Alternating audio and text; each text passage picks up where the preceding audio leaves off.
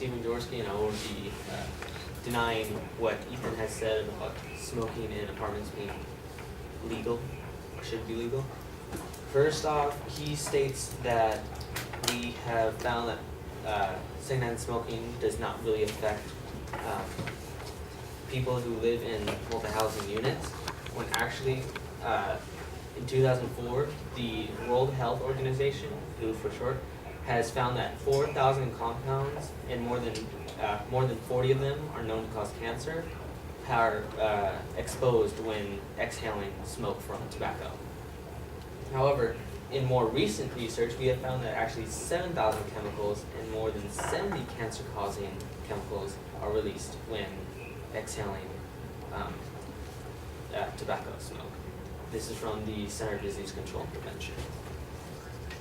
Secondhand smoking does affect residents in multi-housing units because most of the smoke can go and seep into the walls and seep through the ventilation systems, which actually increase the cost of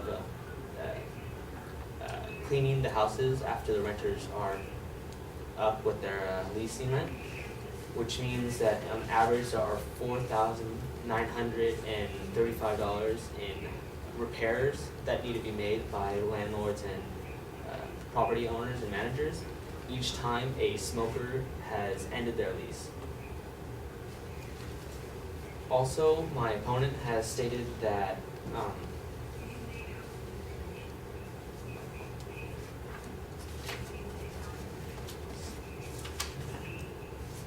that not many people desire smoking bans and because of their privacy, but is privacy really an issue when it comes to other people's health?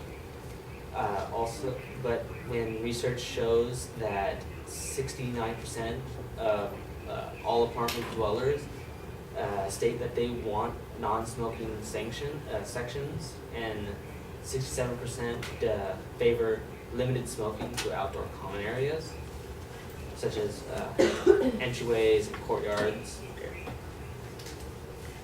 while also evidence from the Public Health Promotion and Disease Prevention Agency states that 53% of smokers do not allow smoking in their own homes. So why should it be allowed to seep through the walls into others? And another 23% limit smoking to certain times or certain places in their homes or around their homes. Thus, for the population, more than 80% of residents either support the smoke-free housing or would not be affected by these policies. 63% of these participants did not smoke, while 53% of the smokers who did participate wouldn't even smoke in their own homes. Continuing on what Ethan has said about bans in restaurants and bars being their sections that have increased regulation on where smokers can be. This has actually benefited both bars and restaurants by allowing more people to visit these areas, which increase economic growth. But with increased segregation of smokers, more than 18% of patrons for bars and restaurants will either return at greater amounts or invoke others to go to these areas because of non-smoking. Also, off topic from what Ethan has said, smoking in houses has created numerous fires, numerous house fires, and from the American Journal of Lifestyle Medicine, research has revealed that smoking materials have historically been the leading cause for home fire deaths from the periods of 2003 to 2007, which has been no different up to 2012. Although only 5% of reported home fires per year were started by cigarettes or smoking materials, not including matches or lighters, these fires caused 1 out of every 4 home fire deaths.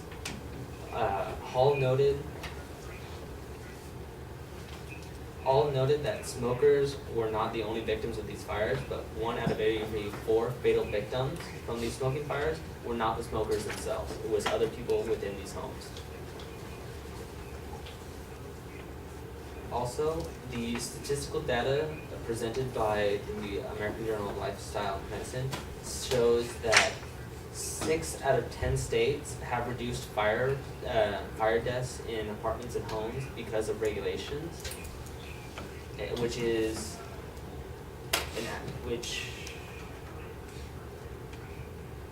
each have an average population of more than 2 million apartment dwellers.